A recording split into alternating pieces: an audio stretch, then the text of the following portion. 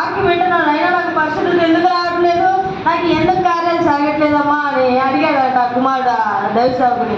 చెల్లమ్మా, నువ్వు సోమవారం నుంచి శనివారం వరకు నీ ఇష్టానుసారంగా ఫోన్లో నీకు నచ్చినవి చూస్తావు, ఇంట్లో నీకు నచ్చిన పనులు చేస్తావు, ఎక్కడికి వెళ్ళాల్సిన అన్ని తిరిగేసి వస్తావు. ఒక ఆదివారం మాత్రం వచ్చి 2 గంటలు కూర్చొని అది కూడా సరిగ్గా వినకుండా వాళ్ళతో మాట్లాడుకుంటూ ఉంటావు, అది నిద్రపోతూ ఉంటావు. ఇలా చేసి తర్వాత నీకు పరిశుద్ధత రావాలంటే ఎక్కడి నుంచి వస్తుందమ్మా? ఎవరైనా ఉపవాసాలు ఉన్నారా? ఉపవాసాలు చేయగలిగిన వాళ్ళు చేస్తున్నారా?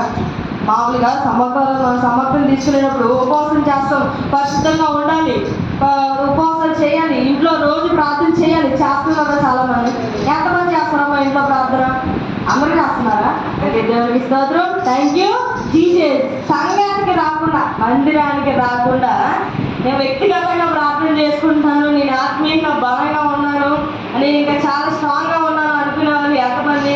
మందిరానికి వెళ్ళకుండా ఇంట్లోనే నేను క్రిస్టియన్ని, దేవుడు కూడా పెట్టేసుకుంటాను, నేనే వాక్యం చేసుకుంటాను, నేనే పాట పాడుకుంటాను అనుకునే వాళ్ళు ఎంతమంది? ఉద్యోగానికి వెళ్ళకుండా నువ్వు ఇంట్లో పని చేసుకుంటే ఏమొస్తుందమ్మా? ఎవరు మీరు జీతం అంటారా? ఎవరు ఇవ్వరు కదా. ఇంట్లో పని అందరూ చేసుకుంటాం, లేడీస్ ఇంట్లో పని, మనకి దానికి ఎవరు జీతం ఇస్తారా? ఎవరు? మన పని మనమే చేసుకుంటాం. కానీ ఒక దగ్గరికి వెళ్ళి పని చేస్తే మనకేమొస్తుందన్నమాట? శాలరీ వస్తుంది, అక్కడ మంచి పేరు వస్తుంది. కానీ ఇంట్లో చేసుకున్న రోజు ఏమీ రాదు. ఒకరు మనకి చెప్పేవాళ్ళు టీచర్ ఉంటారు కదా, ఇంట్లో చదువుకుంటూనే ఉంటే ఏమీ రాదు మనకి. కాబట్టి మనం ప్రతి వారము దేవుడి మందిరానికి వస్తే దేవుడు నీకు తెలివి జ్ఞానాన్ని ఇస్తాడంట. అదేవిధంగా నీకు పరిశుద్ధాత్మను కూడా అనుగ్రహిస్తాడు. పరిశుద్ధాత్మ అంటే ఊరికే కొనుక్కోగానే లేక మందిరానికి వారం రాగానే రాదమ్మా. దానికి కూడా కొన్ని కట్టుబాట్లు ఉన్నాయి. ఆ విధంగా నువ్వు నిలబడితే దేవుడు నీకు ఆ పరిశుద్ధాత్మనిస్తే నీ ముఖము వెలుగుమయంగా మారుతుంది. ఎంతమంది చీకటి ఉన్నవాడు నీ ముఖము వెలుగుమయంగా ఉంటుంది. ఏది మన కోటల్లో అందరికీ కరెంట్ పోయినా కూడా మనకి దేవుడు ఏం చేశాడు? ఇన్వర్టర్ నుంచి వెలుగుమయంగా ఉంచాడు. ఈ ముక్కల గ్రామంలో అందరికీ కరెంట్ పోయింది, ఇది ఒక్కటి మాత్రమే, మందిరం మాత్రమే వెలుగుగా కనిపిస్తా ఉంది. ఆ విధంగా దేవుడు నిన్ను చేయనున్నాడు. చాలా మంది ఇప్పుడు చెప్పాడు కదా, మందిరానికి కాకుండా ఇంట్లోనే ఉంటాం. దానికి ఎగ్జాంపుల్ ఏంటంటే, బాగా కాలుతున్న కట్టెల పొయ్యి నుంచి ఒక కట్టె తీసి బయట పెడితే ఏమొస్తుంది? వీళ్ళందరూ చక్కగా వెలుగుతూ ఉంటారు. అది మాత్రం కొద్ది రోజులు ఆరిపోతూనే ఉంటుంది. కొద్ది రోజులకి నువ్వు గట్టకే ఆరిపోతాయి కట్టెల పొయ్యి మొత్తం. ఆ విధంగా మన జీవితాలు ఉండకుండా ఉండాలంటే నువ్వేం చేయాలమ్మా అంటే, ప్రార్థనకి రావాలి, మందిరానికి రావాలి.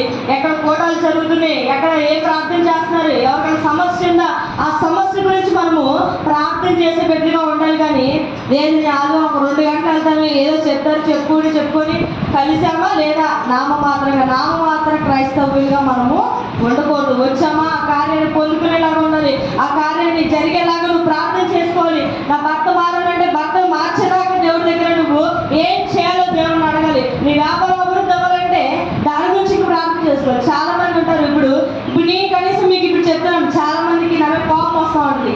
ఎందుకు దిద్దే ఇలా చెప్తుంది కోపంగా, లేదంటే అరుచుకుంటూ చాలా మందికి ఉంటుంది. కానీ మనసులో బయట ఎవరు బయట పట్టరు, మనసులో మాట్లాడు. ఎవరికైనా కోపం అంటే చెప్పండి అమ్మా, ఇప్పుడే నా మీద కోపం ఏం లేదా? నా మీద కోపం చాలా మంది కూడా కోపం పెట్టేసుకుంటారు. కోపం పెట్టేసుకొని ఆ సేవకులతో మాట్లాడరు. ఒకరికి గౌరవం ఇస్తారు, ఒక్కొక్కరికి గౌరవం ఇవ్వరు. ఎందుకు? దైవ సేవకులు అన్నప్పుడు నేను తల్లిదండ్రులే కదా, నీకోసం ప్రార్థన చేసేవాళ్ళు కదా, నువ్వెందుకు ఇద్దరిని ఈక్వల్గా చూడలేకపోతున్నావు? నీ పిల్లలు ఇద్దరు ఉన్నప్పుడు వాళ్ళిద్దరికి ఈక్వల్గా చూడలేకపోతున్నావు. వాళ్ళిద్దరు నీకు పుట్టిన వాళ్ళే కదా, ఇంకొకరు పుట్టిన వాళ్ళు కాదు కదా, ఎక్కడి నుంచి తీసుకొచ్చిన వాళ్ళే కాదు కదా. మన పిల్లలు కాబట్టి మనం ఇద్దరికి సరి సమానంగా చూస్తాము, సరి సమానంగా వాళ్ళని ప్రేమిస్తాము. ఆ విధంగా కూడా నువ్వేం చేస్తావు? ఒకరినే నేను చూస్తాను, ఒకరిని నేను చూడను, నా భర్తనే చూస్తాను, నా భార్యని చూడను అనేసి పిల్లలు అంటే ఏం చేస్తాను? మీ పిల్లలు ఉన్నారు, రేపు పొద్దున మా అమ్మాయి నన్ను బాగా చూసింది, మా అమ్మాయి నాకు అన్ని వండి పెట్టింది, మా నాన్న ఏం చేయలేదంటే ఎలా? ఏమైనా 100% గ్యారెంటీ ఒప్పుకుంటారు మీరు? ఎవరు ఒప్పుకోరు కదా. అది కరెక్ట్ కాదు కదా. ఇద్దరు మనం చూశారు. తండ్రి ఏమో బాధ్యతగా చూశాడు, తల్లి ఏమో ప్రేమగా ఏం కావాలి ఏం చేయాలి అనేసి తల్లి చూసింది. ఇద్దరు ప్రేమ సమానంగా ఉంది.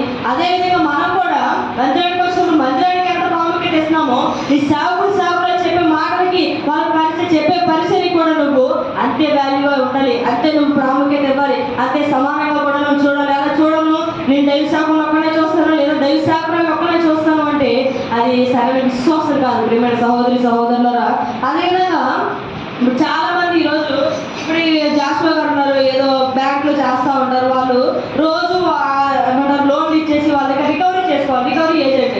ఈ రోజు కూడా ఒకళ్ళు పొరపాటున డ్యూటీ పెట్టారనుకో, సారు లేదండి నాకు ఈరోజు మందిరం ఉంది, నాకు ఈరోజు ప్రేయర్కి వెళ్ళాలి, నేను క్రిస్టియన్ అనేసి ఆయన చెప్పుకుంటారు. లేదంటే ఒక పాస్టర్ అనుకో ఆయన హిందువే కదా, ఆయన కూడా గుడికి వెళ్ళాలి, ఆయనకి నేను బాధ నీకెందుకు అనేసి క్వశ్చన్ చేసి ఆయన దేవుడు ఆయన ముట్టాడో ఆయనకి తెలియదు. కానీ మన దేవుడు మనకి ఉద్యోగం ఇచ్చాడు, మనకి సమృద్ధి ఇచ్చాడు. ఆరోపించినప్పుడు మన దేవుడు మనము గణపరచాలా వద్దా, స్తుతించాలా వద్దా?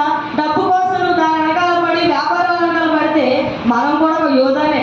మనం కూడా యేసుప్రభు వారిని నమ్మేసిన యోధా ఉన్నాడు కదా, 30 వెండి నాణాల కోసం యేసుప్రభు వారిని నమ్మేసిన యోధాలాగే మనల్ని కూడా దేవుడు ట్రీట్ చేస్తాడు అనమాట.